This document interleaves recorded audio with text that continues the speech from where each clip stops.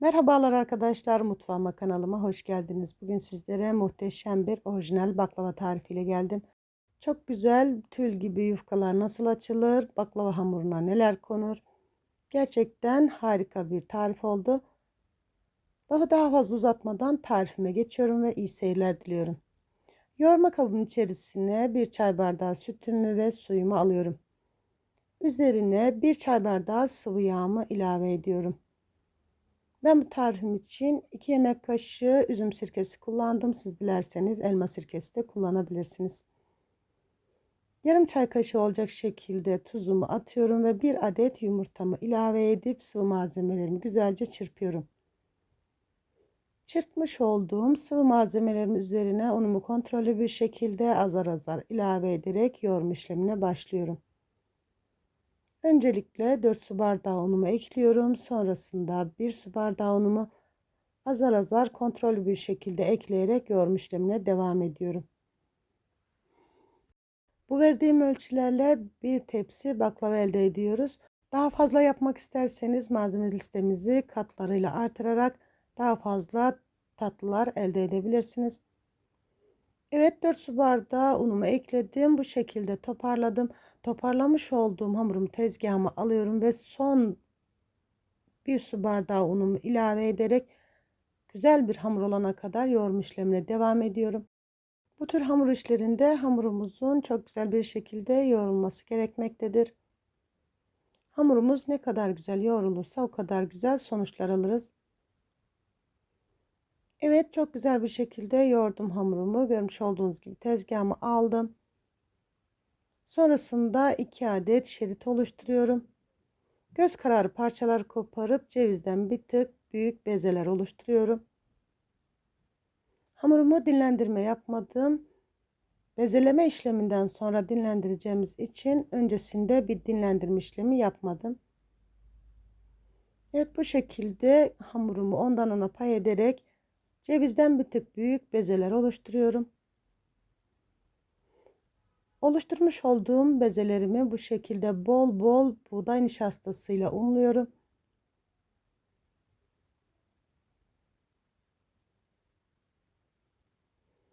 Bu şekilde hazırlamış olduğum bezelerimi bir tabağıma alıp üzerini kapatıp en az 1 saat dinlenmeye alacağım.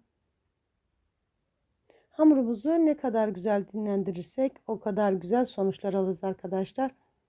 Hamurumuzun dinlenmesi gerçekten baklavamızı açarken çok büyük kolaylık sağlıyor. O yüzden mutlaka hamurumuzu çok güzel bir şekilde dinlendirelim.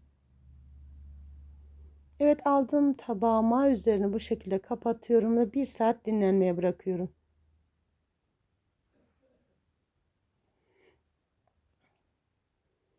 Evet, dinlenmiş olan hamurlarımı bu şekilde alıyorum. Tekrardan güzelce her tarafına bol bol nişastamı ilave ederek açma işlemine başlıyorum. Ben hamurlarımı ikişer ikişer açıyorum arkadaşlar. Siz dilerseniz teker teker de açabilirsiniz. Hamurumuzu açmaya başlamadan önce hamurumuz küçükken bol bol nişasta serpelim. Sonrasında nişastaya gerek kalmasın.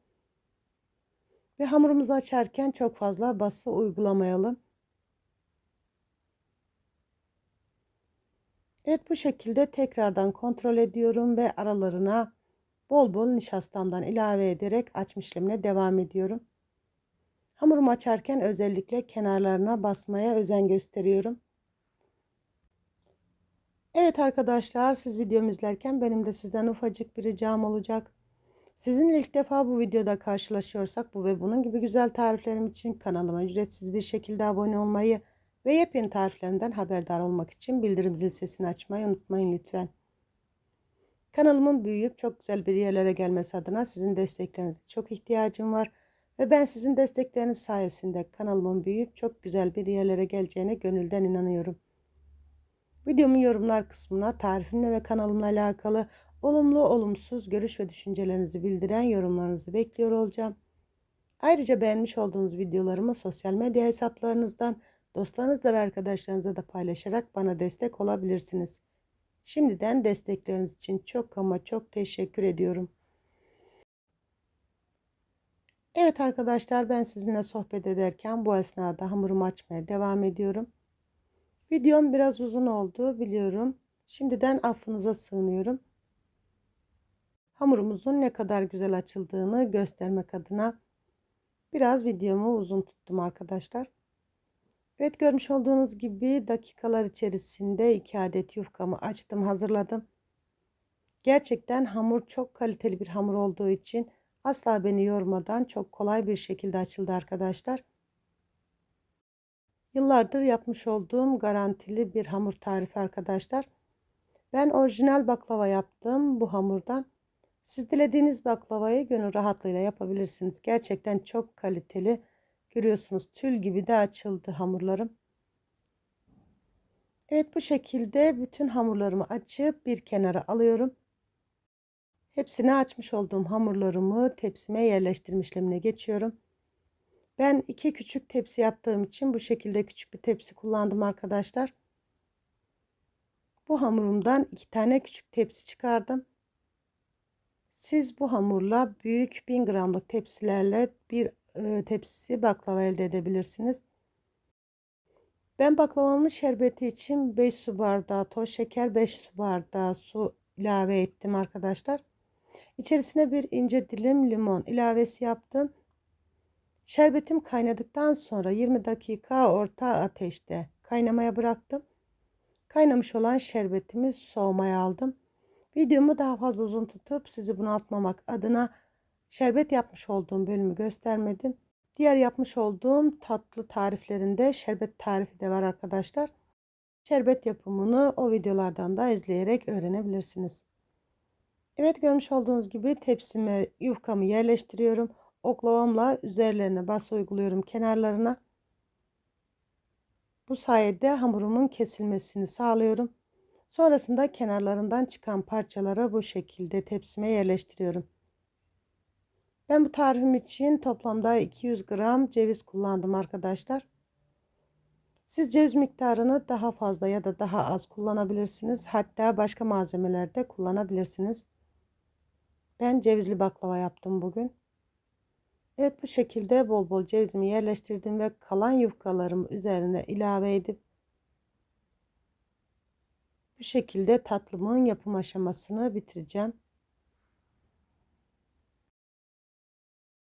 Tüm tariflerimde olduğu gibi bu tarifimi de anlaşılır ve de pratik bir şekilde bütün püf noktalarıyla vermeye çalıştım. Şayet unutmuş ve atlamış olduğum bir bölüm varsa videomun yorumlar kısmından ulaşırsanız yorumlarınızı gördüğüm an dönüş yapıyorum. Ayrıca malzeme listeme ayrıntılı bir şekilde videomun açıklama kısmından da ulaşabilirsiniz. Evet, bütün hamurlarım bitene kadar aynı işlemi uyguluyorum. Son kalan 2 tane hamurumu bu şekilde kestim. Üzeri düzgün olmasını istediğim için kesmiş olduğum bölümü kenara aldım ve kenarlarından çıkan parçaları yerleştirdim ve en sona düzgün bir şekilde kesmiş olduğum yufkamı yerleştiriyorum. Evet, tatlımı yaptım, hazırladım. Bu şekilde kenarlarını bıçakla düzeltiyorum. Bu şekilde bastırdığımız zaman kenarları düzgün oluyor arkadaşlar. Ve baklavamı kesme işlemine geçiyorum. Ben baklava dilimi kesmeye çalıştım. Siz dilerseniz karede kesebilirsiniz. Gerçekten her haliyle çok güzel oluyor. Malum bayram yaklaşıyor. Bayram sofralarını şenlendirecek. Gerçekten çok kaliteli bir hamur ve de çok kaliteli bir el açması baklava tarifi oldu. Ne diyoruz? İnşallah dener ve daha güzellerini yaparsınız. Ben tatlımın üzeri için 250 gram eritmiş olduğum sade yağdan yardım aldım. Siz dilerseniz tereyağı eritip üzerinin köpüğünü süzüp o şekilde de kullanabilirsiniz. Evet, eritmiş olduğum sade yağım bu şekilde tatlarımın her tarafına gelecek şekilde güzelce döküyorum. Ben tatlımı 180 derece fırında aşağı yukarı 35-40 dakikada pişirdim. Fırınımızın marka ve kalitesine göre pişirme süresi uzayıp kısalabilir. O yüzden kontrollü bir şekilde pişirmeye özen gösterelim. Evet, baklavalarım fırından çıktı. İlk sıcaklığı geçti. İlk sıcaklığı geçmiş olan tatlarımla soğuk şerbetimi buluşturuyorum. Şerbetini vermiş olduğum tatlarımı dinlenmeye alacağım. Aşağı yukarı 1 saat kadar. Görüntüyü görüyorsunuz arkadaşlar. Gerçekten kat kat kabaran muhteşem bir tarif oldu. Katları sayılan harika bir orijinal baklava tarifi. Evet, şu şekilde dinlenmiş olan tatlarımı son halde sizlerle paylaşmak istiyorum. Ve siz tatlarımı son halini izlerken ben de size veda edeyim. Bir videomun daha sonuna geldim. Yapıp deneyecek olanlara şimdiden afiyet olsun. İzlediğiniz için çok ama çok teşekkür ederim. Yepyeni tariflerde görüşmek üzere. Allah'a emanet olun. Hoşça kalın.